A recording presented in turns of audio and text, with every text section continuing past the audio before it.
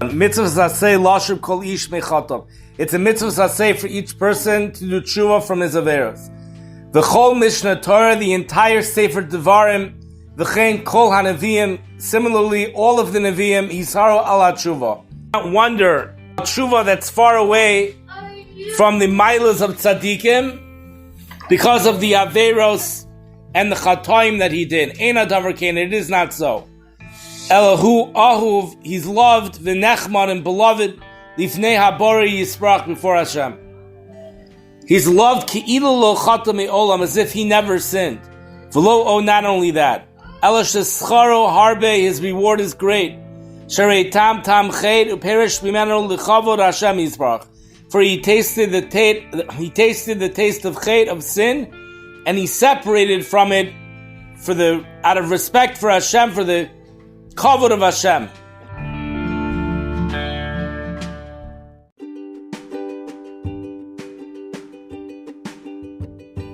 Sunday, October 6, 2024.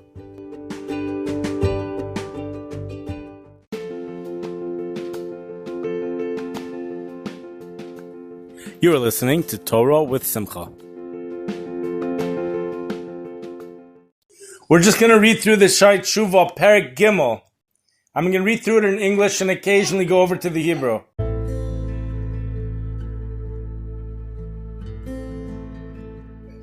We shall explain the severity. So the Shai Tshuva, that's a Rishon, Rabbeinu Yonah.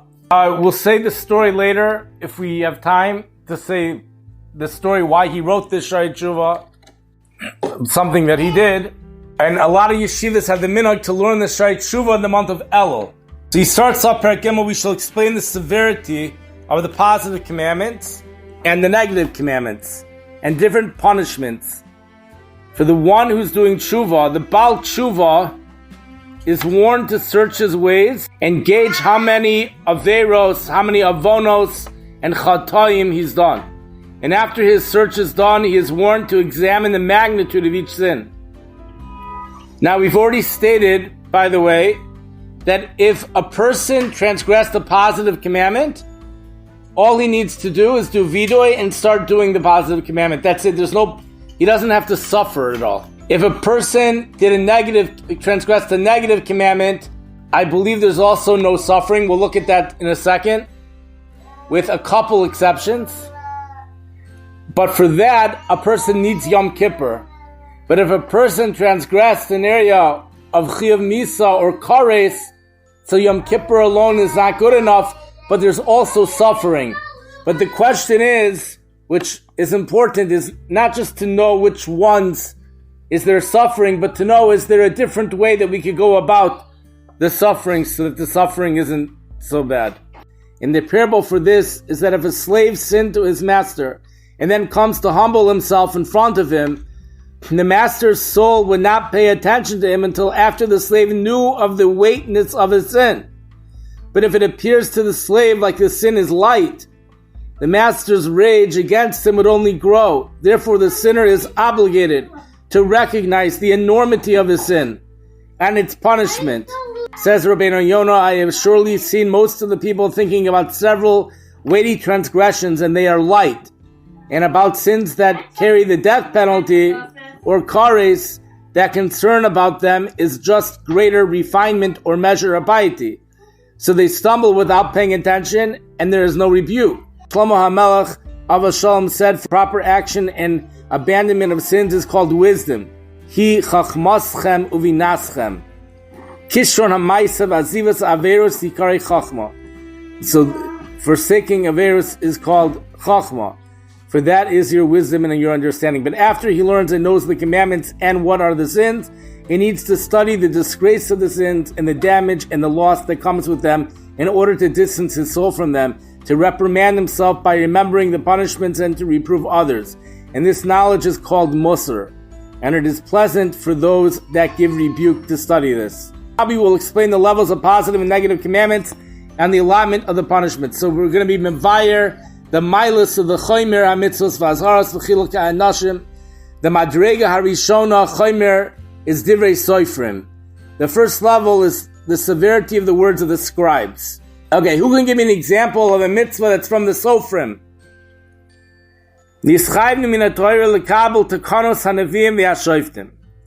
We're obligated by the Torah to accept the takanas, the ordinances, the decrees of the prophets and the judges.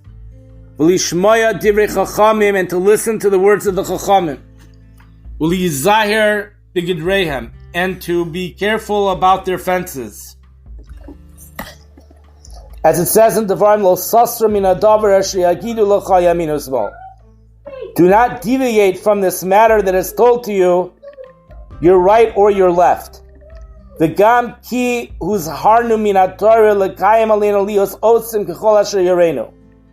And even though we have also been warned by the Torah to be steadfast, to do everything that they instructed us, nevertheless, positive commandments directly from the Torah are more weighty than their words, since the essence of the thing is mentioned explicitly in the scroll of Hashem.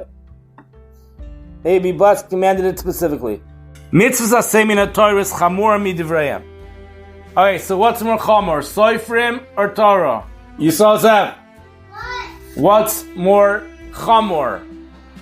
A mitzvah from the Torah or a mitzvah from the Sofrim?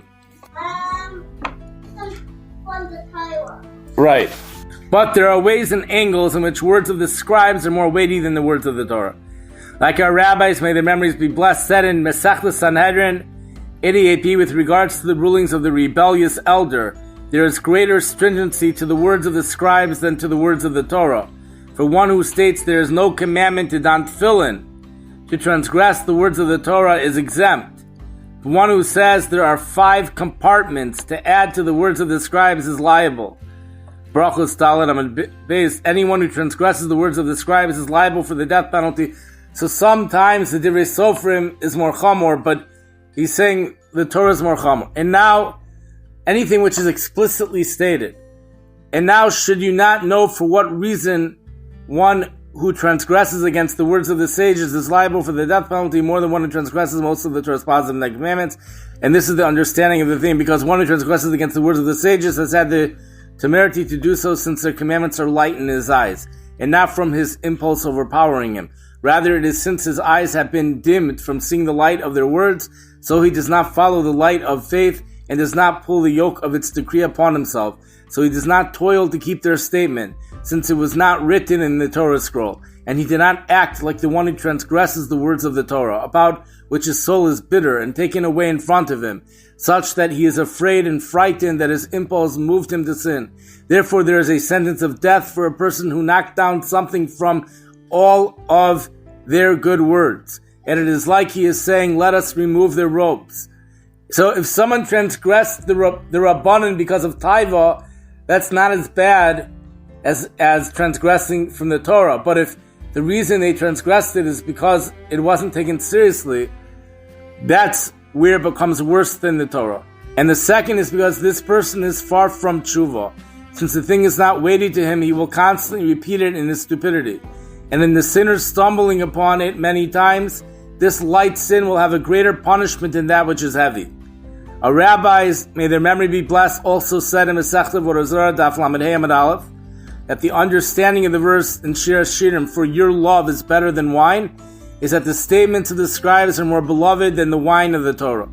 We need to explain this also. You should surely know that the fear of God is the foundation of the commandments. Yadoa teda ki yiras Hashem is the yesod ha-mitzvos.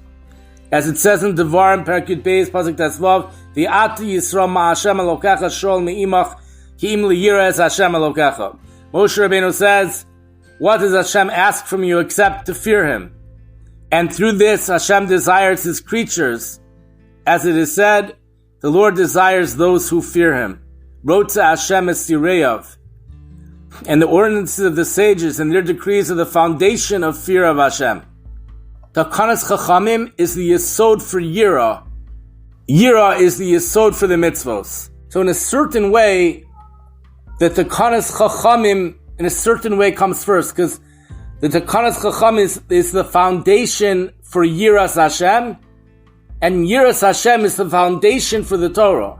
So if a person's trying to keep the Torah and it's not working out, it could very well be that it's because in order for something to work out, there has to be a foundation.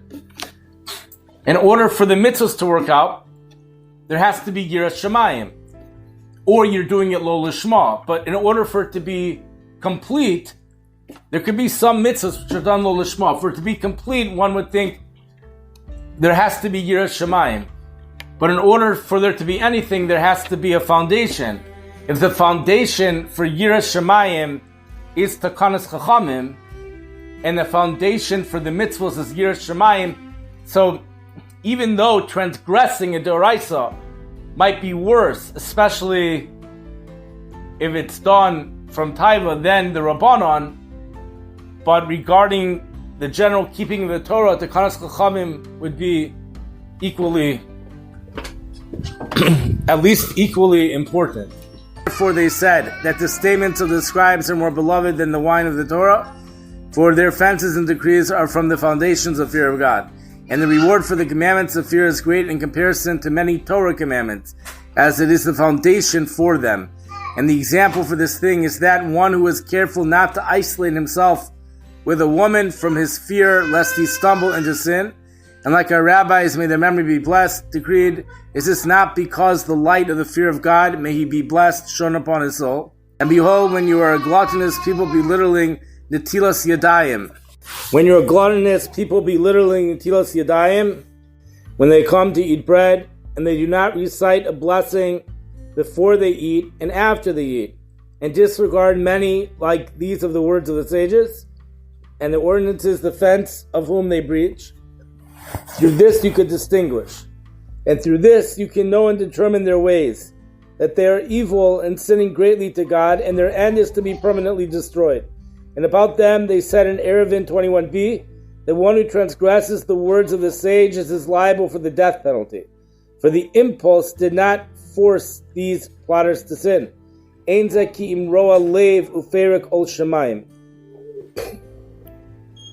Nor did material forces and the desire for the physical coerce them to sin towards them. Rather, this is nothing but a bad heart and the removal of the yoke of the heaven from upon their necks.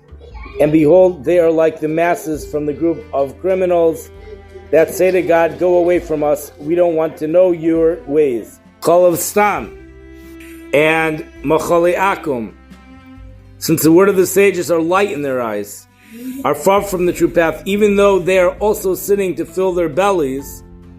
Behold, they have disparaged the words of the sages and broken the yoke of the Torah and the teacher and the fear. And about them it is said, one who transgresses the words of the sages is liable for the death penalty. And the second reason for this is that since they know the holy people guards itself from all of these, they have separated themselves from our people and withdrawn from the ways of the community. So they're a poresh min hatzibur. They're portion midarchei tzibur. And our Chazal have said in Masechta Rosh Hashanah, Daf Yud Zayin Amud Aleph, that those that separate from the ways of the community go down to Gehenna and are judged there for many generations. And know that the punishment of one who transgresses the words of the sages was in the hands of the court to strike them with lashes of rebellion according to how the court saw fit, to discipline them and punish them at that time, whether to have less than 40 or to strike him more than that. So it sounds like if someone did not wash netilas yadayim, they're able to get malchus if there would be a beis din. Also sounds like even though in such a case, really they could be doing it for taiva. Taiva is associated with that because they want to eat right away, but that's also considered taking the sages lightly. And therefore, that's why the sin is so great.